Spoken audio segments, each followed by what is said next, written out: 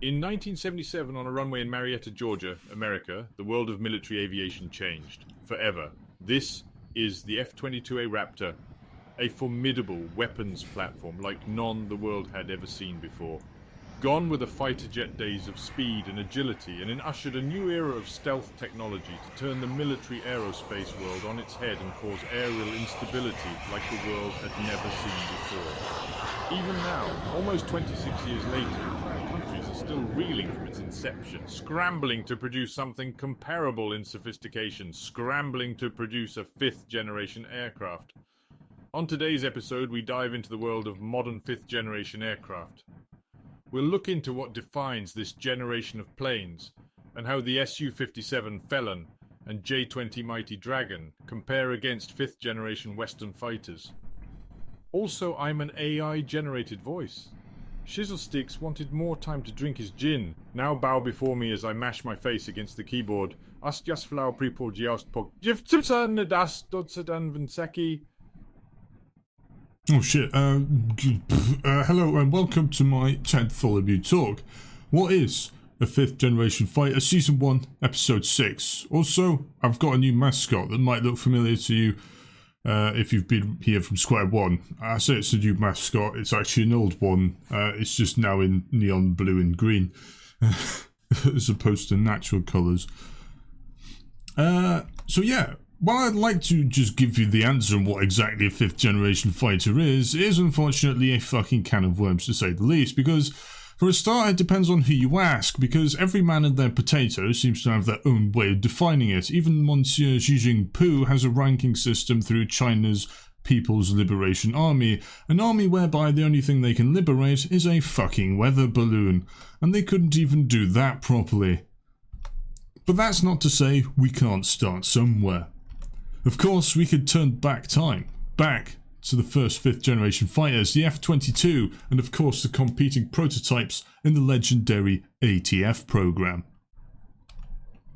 Now look at these two magnificent specimens, or rather specimen. The F-22 on the right there looks like its mum's just embarrassed it during a family dinner party, but notice, ladles and jelly spoons, the leading and trailing edges of the airframe are parallel with each other.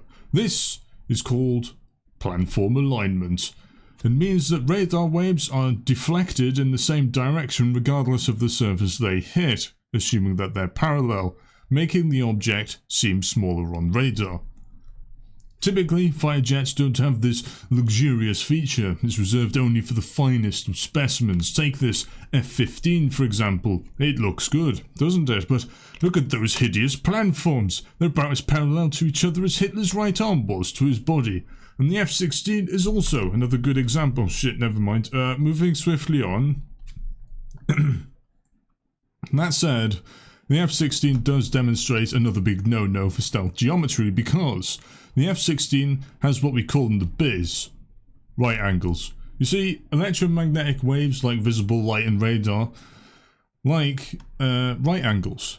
Much like your bicycle reflector, radar waves will bounce off the aircraft and back to the source, and it's for this same reason why stealth planes typically don't have a proper vertical stabilizer, because if it was to have a vertical stabilizer, radar would simply reflect off the fuselage or wing and back to the raw source. This is bad because radar will now see you more clearly than I can see the script, which admittedly is that clear because I'm on my 4th chin, but yes, right angles bad and planform alignment poggers. So, what is a 5th generation fighter? Well, we now know it has something to do with no right angles and planform alignment. But wait, there's more. Do you see the problem with this missile? Do you see it yet? That's right. Right angle bad, also more surface area, which is bad for hiding from radar. If only there was an existing solution to solve this terrible issue that has been bestowed upon us. So we've got planform alignment and no right angles, but did you see that just there? What was that? It was a shiny metallic thing. So it should come as no surprise that metal acts as a reflector to not just visible light but also radar, which is why radar cones and things typically aren't made of metal. So if you make an F-16 skin out of metal, then all of this suddenly becomes like a mirror for radar.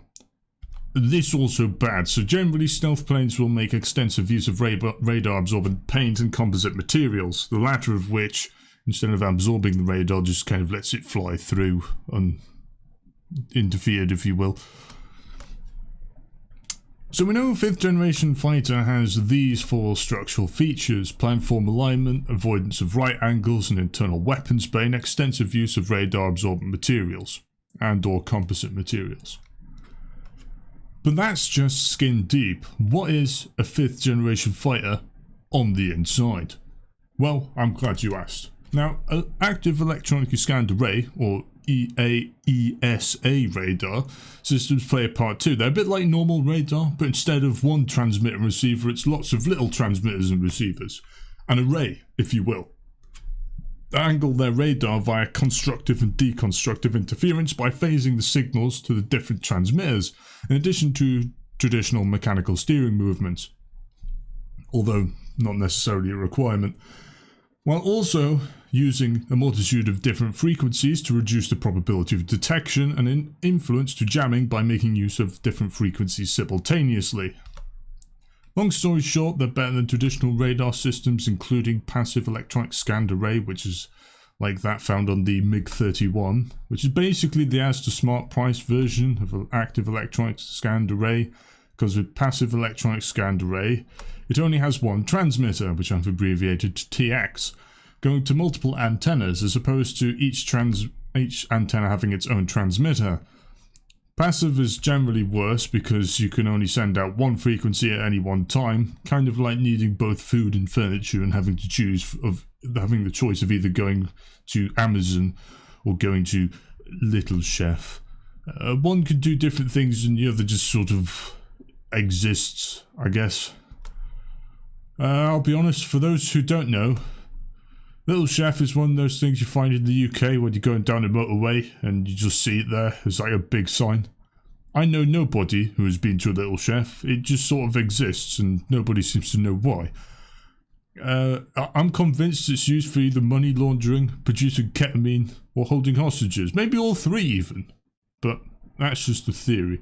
A Tedtholomew theory. Anyway, now we've got these 5 bullet points on what makes up a 5th generation fighter, which I find quite fitting.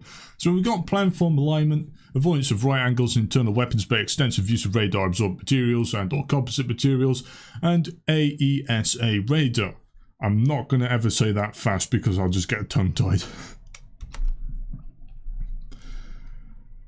So, there's a few honourable mentions to the 5th generation fighter, like Supercruise, otherwise known as the ability to go over Mach 1 without using afterburner, and sensor fusion, but for the most part these features are either controversial, have been around since the 1950s, or it's stuff that's largely prevalent in modern day 4th generation jets, which isn't critical to reducing an aircraft's probability of detection. So you're probably familiar with the F-22 and the F-35. These are the staples of 5th generation aircraft, the salt and pepper of the 5th generation fighters, if you will. And they have the fantastic 5 bullet points on how to become a successful stealth fighter to prove it. But what about the rest? Well, I'm glad you asked, because meet the Su-57, or in this case the T-50.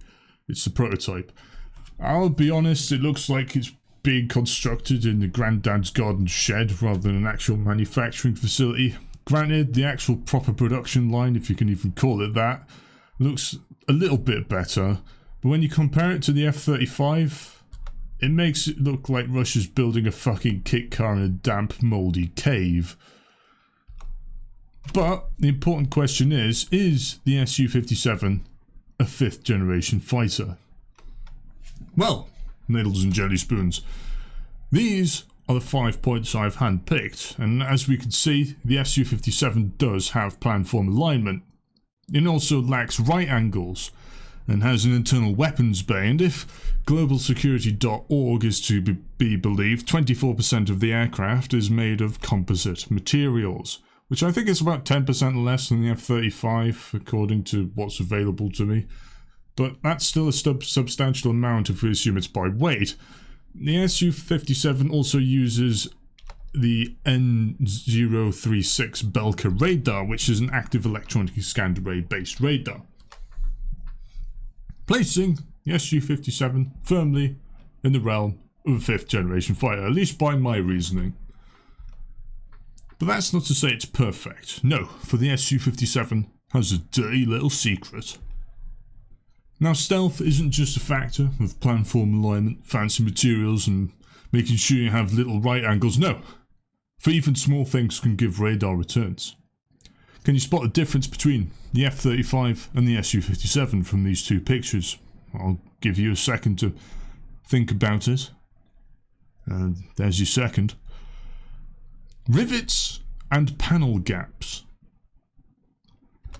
Now, I shall preface this by saying I made the mistake of trying to debate someone over the internet about this, and they presumably, because of the image in front of you now, were possessed to say the following. Your argument is invalid because those are screws and not rivets, you fucking idiot. Oh yes, because that makes your big brain argument that much better, doesn't it? Because countersink Phillips head screws are well known for their radar evading capabilities. That's why I, personally, exclusively fly stealthy quarter-inch, fully threaded Krez steel autonomous Phillips head screws at my enemies. Because they'll just never see them coming. Unlike your mum, who saw me... I'm sorry, that was too far. I do apologise. But despite that, I do think this aircraft is a 5th generation fighter. Just a pretty shit one in terms of stealth. But it could be worse. It could be Iran's attempt at a 5th generation plane, or worse still, their attempt at a quote-unquote photo shoot to make the world believe it could fly.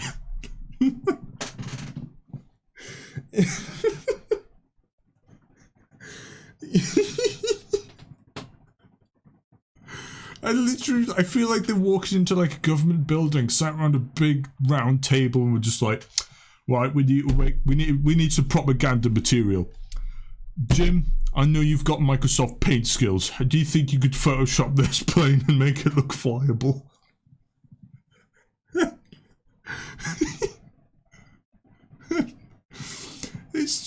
How did they not find someone better to do the Photoshop? This literally looks like someone just mashed their face against a keyboard in Microsoft Paint. It's fucking awful.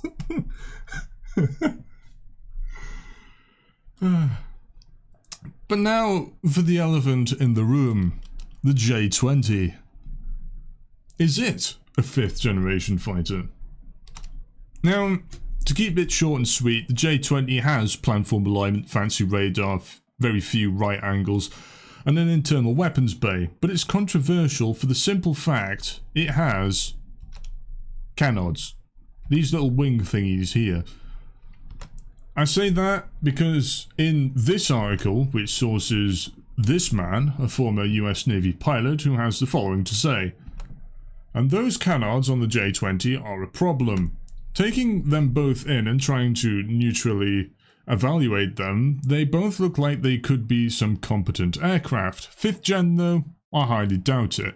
They certainly have a reduced radar cross-section, but I can tell just by looking at it, it won't be in the same league as the Raptor or the Battle Penguin.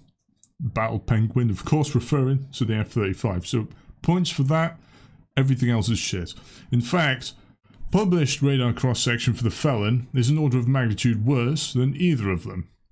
I can't overemphasize enough how bad those canards are for the radar cross-section on the J-20. I can almost guarantee its radar cross-section is worse than the Felon. Firstly, Adam, I'd like to point out that you very optimistically think that Russia will just simply hand over their publications on the radar cross-section of their top-of-the-range military aircraft. You know, just as we do, you know, we always like to give away our trade secrets, don't we? That's something that we always do, right? Yep, very high IQ move right there. You fucking imbecile. And the other thing is that he states so confidently, like he's studied this for years and years. I can't overemphasize enough how bad those canards are for radar cross-section on the J-20, and then proceeds to give absolutely fuck all evidence as to why. You fucking bellend. I cannot overemphasize enough, if you will, how much of a bellend you are for being so fatly overconfident in your statement that you produce this pile of shit. Sorry, I felt like I needed to get that out of my system. I get very passionate about these things. And then there's Justin Bronk, a world-renowned aviation expert that should really know better than to say this. The J-20A features forward canards, which are not ideal from a very low observable perspective. That's Justin Bronk from Flight Global, is quoted from. And then there's another quote as well. However, the aircraft's side and axis-symmetric engine nozzles may expose the aircraft to radar. Use of canards also would compromise stealth. That's from Air Marshal Anil Chopra from SP's Aviation. And then there's this one. Take the J-20 front canards. The elevator light surfaces ahead of the wing. They're no good for stealth. Excuse me. And they're likely there to counteract inherent instability in the design. That's from Wired. In fact, there's no fucking shortage of self-proclaimed military aviation experts all around the world that love to explain why canards are bad for stealth without actually explaining why they're bad for stealth. Why? Because that involves having expert knowledge on a subject they know fuck all about. And I'll be straight with you. I also know very little about stealth planes. Militaries typically use highly sophisticated and expensive computation software to create low observable designs. Software that probably isn't available to the general public and certainly isn't available to those people who are talking about this shit. So yeah, they know fuck all about the subject. I have no idea why they're trying to give their quote-unquote professional opinion on something they very clearly know fuck all about. And allow me to demonstrate why. Because that's not to say we know nothing. The X-36 stealth plane had canards. The concept for the F-23 naval concept had canards. The original F-35 C-160 concept from the JST program had canards.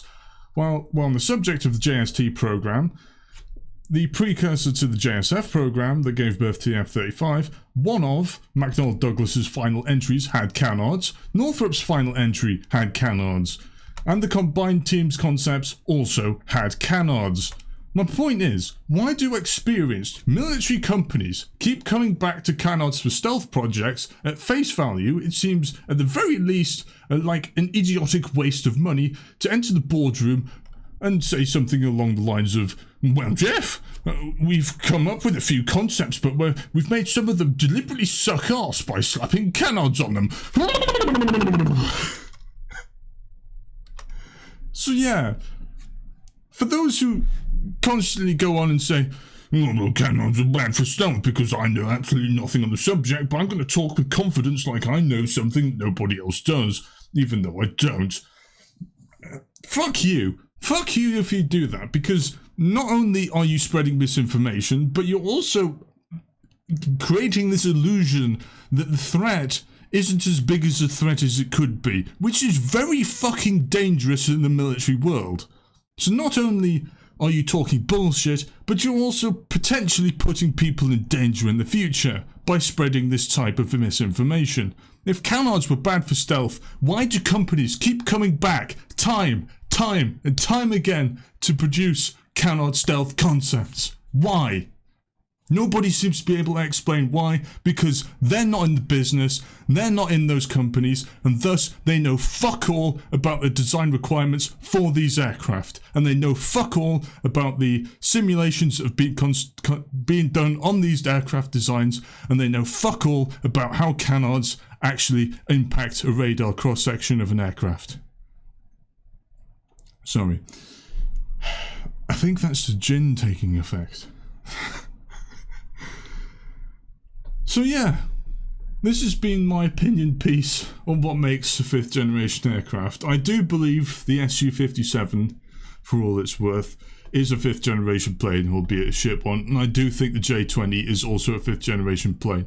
I think these aircraft are dangerous, or have the potential to be dangerous in combat, and I don't think they should be underestimated like people like Justin Bronk and Adam and all the rest of it seem to think that canards make it unstealthy or whatever. Ignore them. Treat it as you would any other dangerous threat that could potentially be on par with what we have. We can't allow ourselves to just slacken off and just be like, oh well, they're probably shit, so we can afford to, produce some slightly better shit. Yeah, thank you for coming to my Tedtholomew talk. Goodbye, and thanks for watching.